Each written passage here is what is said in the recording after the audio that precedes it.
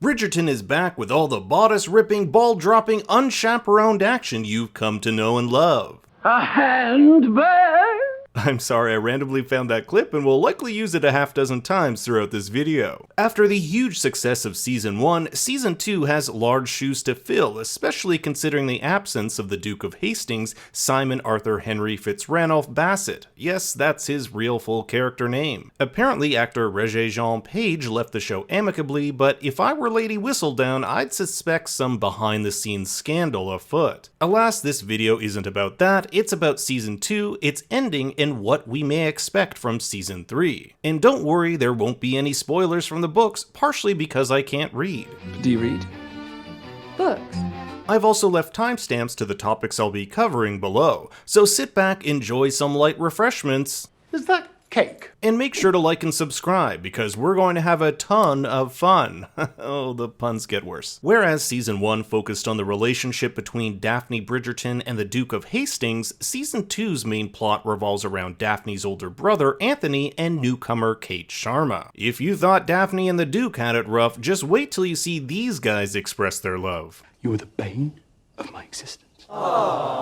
Kate has arrived back in London with her stepmother, Mary Sharma, and half-sister, Edwina Sharma. This is all under the guise of finding Edwina a suitable husband because secretly the Sheffields, Mary's affluent parents, have said they will bequeath their sizable wealth to Edwina should she find and marry a noble Englishman. Of course, Edwina doesn't know this. What could go wrong? Since the moment you arrived, you have failed to show the proper respect for the Sharma family, and I will not stand for it. I will declare- not stand for it.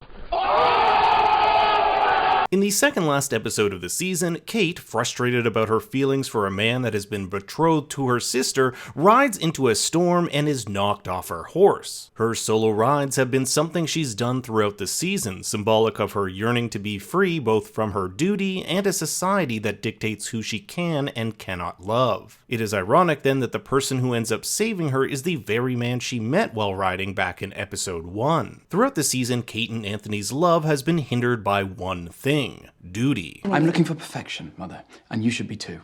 This is the duty I must fulfill. For Anthony, love is the last thing he's looking for when it comes to finding a suitable wife. Love is the last thing I desire.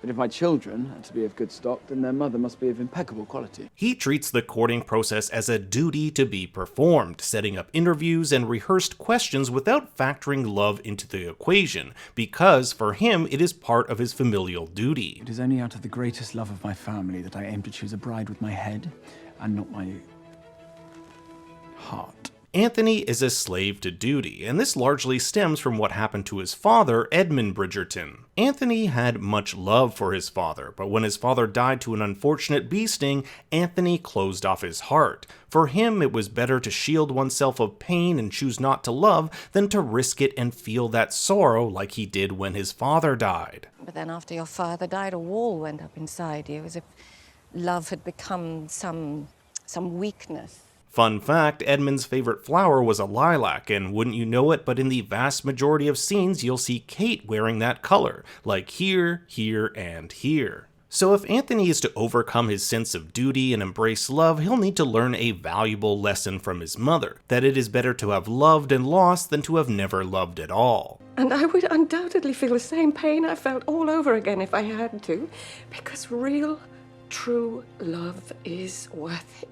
Like Anthony, Kate's duty to her family prevents her from finding true love, specifically to her sister Edwina, to whom she has put all her time and energy into finding a match. Kate is not looking for a husband at all. I'm not here to find a husband for myself, only for my sister. It isn't until episode 6 that Kate reveals the true reason why she will not marry. After her biological father died, Mary and Edwina took her in, treating her as their own, and she will not allow herself to find love until Mary and Edwina are taken care of. I promised I would not consider myself until you and Mama were taken care of. Kate has been vicariously living through her younger sister, teaching her everything she needs to know in order to thrive in high society. What this has actually created is resentment in her sister for treating her life as if it were her own. You have spent your life trying to give me everything I lacked.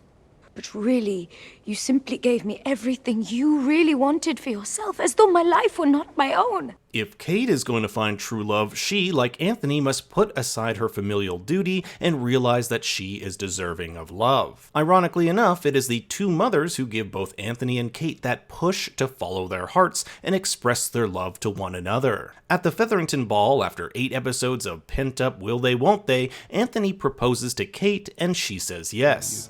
Because I cannot imagine my life without you, and that is why I wish to marry you.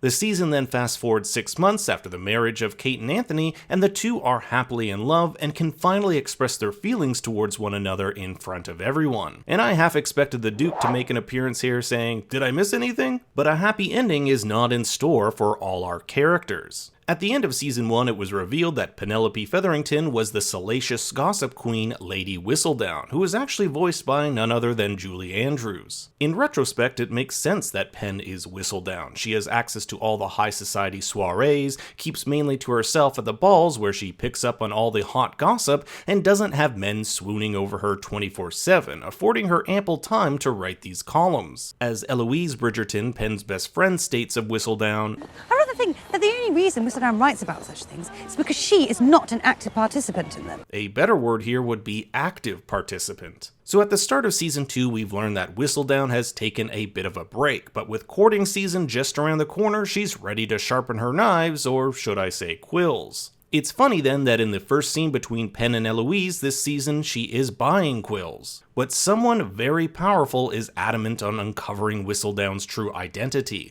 and that is the Queen. The power Whistledown commands in high society is only matched by her. At the stroke of a quill, Whistledown can destroy lives, which is why if her identity were revealed, it would be ruinous for Penelope. The Queen devises a plan to find Whistledown's identity, and ultimately one of her foot soldiers finds Eloise visiting a local print shop. Little does the Queen know that Eloise has actually fallen in love with a print shop employee, Theo Sharp, and that Eloise herself was searching for Whistledown's identity. So the Queen corners Eloise, saying she must work for her and write good things about her in the columns, or else she'll be destroyed. This puts Eloise in a precarious dilemma because she isn't Whistledown. In order to save her friend, Penelope must do something unthinkable. Write something so terrible about Eloise to prove that Whistledown isn't her. And that's exactly what she does, stating in the next column that Eloise has been fraternizing with political radicals, unchaperoned no less. A handbag?